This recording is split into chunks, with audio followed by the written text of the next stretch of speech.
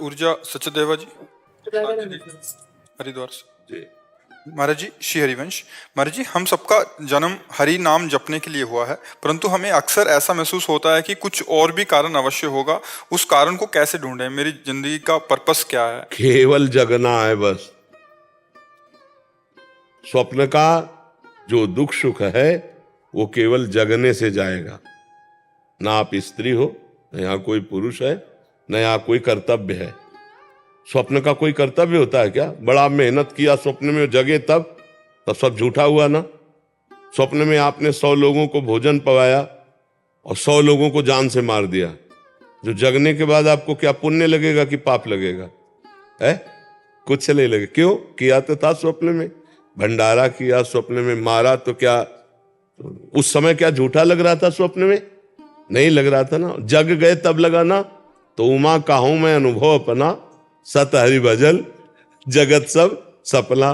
तो अब आपको लग रहा है और कोई कर्तव्य है, तो ये स्वप्न में लग रहा है। अगर जाग के देखो तो स्वप्न में एक आप ही थे, ना कोई वस्तु था, ना कोई व्यक्ति था, ना दुश्मन था, ना कोई दोस्त था। ये पता तब चला जब आप जगे। स्वप्न में जैसे हम कई बार कहा, समुद्र में डूब रहा हो कोई, अब उसको कैसे बचाया जाए? बहुत से तैराक बुला लिए जाए, नौका बुला ली जाए, सब व्यवस्था कर ली जाए, तो क्या स्वाप्निक पुरुष को बचाया जा सकता है क्या? जो स्वप्न में समुद्र में डूब रहा है, कुछ उपाय नहीं करेगा। उपाय एक करेगा, उसको पकड़ के जगा दो। ना एक बूंद पानी है, ना वो डूब रहा है, ना कोई परेशानी है। समझ रहे ना? लेकिन उस समय उसको परेशानी है जब डूब रहा है। जब बिना जगे उसको ये दुख से दूर नहीं किया जा सकता। ऐसे ही हम लोग अपने को स्त्री मान लिए, पुरुष मान लिए, ये स्वप्न है। अब हमारा कर्तव्य बन गया कि पति की सेवा, पत्नी की सेवा, पुत्र की सेवा, सब। अब ये पूरा स्वप्न चल रहा है। और जब आखिरी में यहां से तो ना कोई पति, ना कोई पुत्र, ना कोई कुछ, जीव अकेला उड़ा। दुनिया में लाखों का मेला जुड़ा, हंसा जब जब उड़ा। तो अब तो क्या कर्तव्य था? अब वो भूल करके फिर नाना प्रकार की माया का चिंतन करके अगले जन्म की व्यवस्था कर ली। हमारा तो उद्देश्य ये है कि अपने कर्तव्य का पालन करो स्वांग की तरह।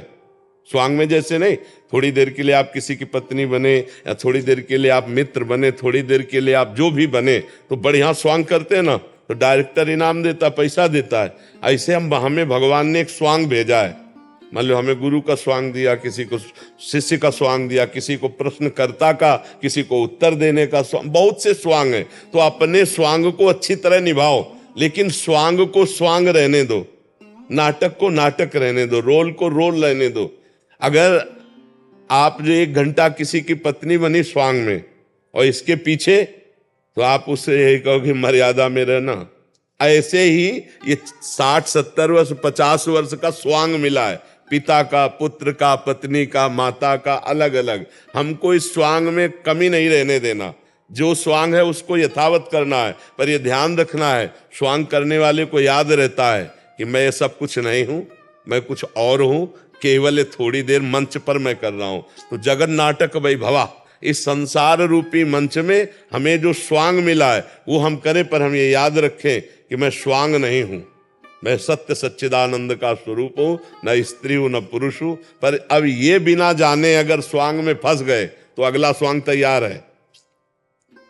वो चाहे सुअर का मिले, कुत्ता का मिले, गधा का मिले, कौन योनि में जाना पड़े। और अगर जान गए अपने आप को, बढ़िया स्वांग किया, 2 बातें, स्वांग बढ़िया और अपने को याद रखा कि मैं ये नहीं हूं, तो डायरेक्टर जो है परमात्मा, वो इस तुम्हें स्वांग से हटा देगा और अपनी लीला में, दिव्य लीला में सम्मिलित कर लेगा, अपने स्वरूप में समाहित कर लेगा। हमारा जन्म हुआ है अपने को जगाने के लिए, अपने को जानने के लिए, अपने को पाने के लिए। हम पराये में फंसे हैं। ये शरीर अपना नहीं है, ये मन अपना नहीं है, ये इंद्रिया अपना नहीं है, जगत के संबंध अपने नहीं। हमारा पूरा जीवन पराये पे जा रहा है, अपने पे नहीं। हम अपने को पाने के लिए, अपने को जानने के लिए, अपने आनंद के लिए हमारा जन्म हुआ है। अब हम शरीर आनंद को अपना मान रहे हैं, रुपए के आनंद को अपना मान रहे हैं, नाना प्रकार के रिश्ते भोगों के, तो पर में फंस गए ना, प्रकृति में फंस गए ना। मना कष्टान इंद्रियाणी प्रकृति स्थान का। अब इसी से जीतना है।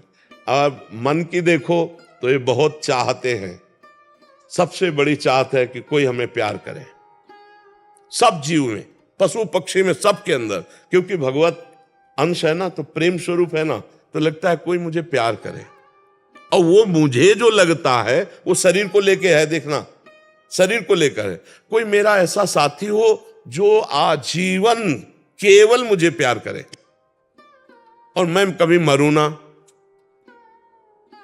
देखो हमारी जो चाहते हैं, मेरे को कोई प्यार करे, मेरा साथी ऐसा हो जो कभी बिछुड़े ना और मैं कभी मरूं ना। 3 बातों पर ध्यान देना। जो जिस डिपार्टमेंट में जहां है वो सबसे बड़ा बनना चाहता है, यही भगवान का स्वरूप है, क्योंकि सबसे बड़े भगवान है। मरुना अविनाशी भगवान है। प्रेम करे कोई, भगवान प्रेम समुद्र है। तो हम भगवान से ही प्रेम करके, भगवान को ही पा करके, भगवान को ही जान करके तृप्त हो सकते हैं, जगत को नहीं।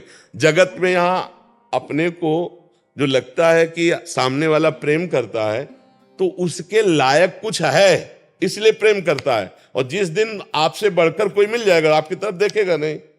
जिस दिन आपके पास जो देख रहा है वो नहीं होगा, तो उस दिन वो आपसे प्रेम नहीं करेगा।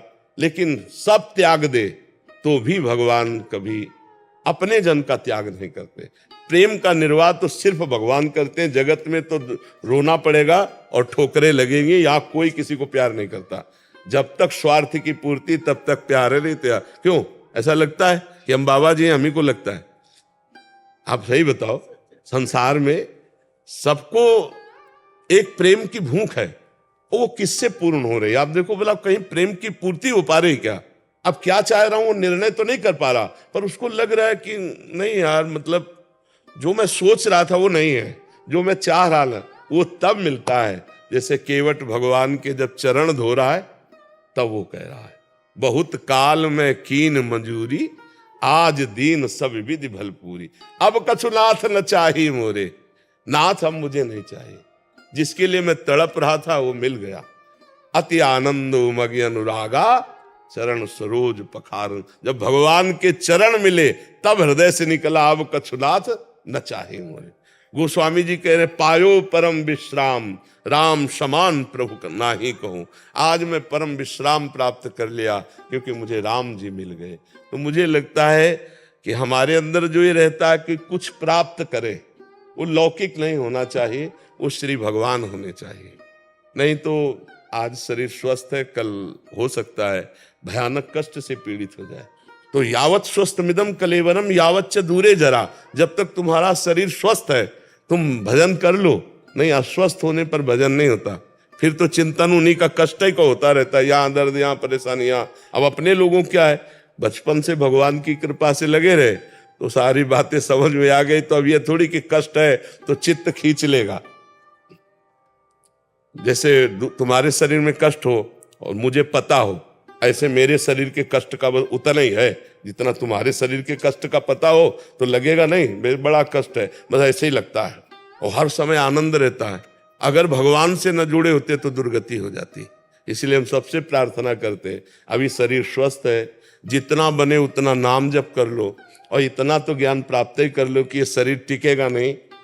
बाल्यावस्था नहीं टिकी तो यौवन अवस्था कैसे टिक जाएगी? यौवन अवस्था जो गई तो बुढ़ापा आ गया, भारी दुख वाला, फिर मृत्यु आ गया। इसलिए भजन करके पहले शरीर राग का त्याग कर दो, जीते जी जीवन मुक्त हो जाओ। खूब नाम जप करो, सत्संग सुनो और अपने कर्तव्य का पालन करो, इसी से काम बन जाएगा। भगवान बहुत कृपालु है, बिना भगवान की शरण के शुद्ध ज्ञान नहीं होता। सोई जाने जे देहु जनाई, जानत तुम्हें तुम्हें हो जाई। भगवान से प्यार करो, भगवान का नाम जप करो, उन्हीं की शरण में रहो। राधा राधा राधा राधा।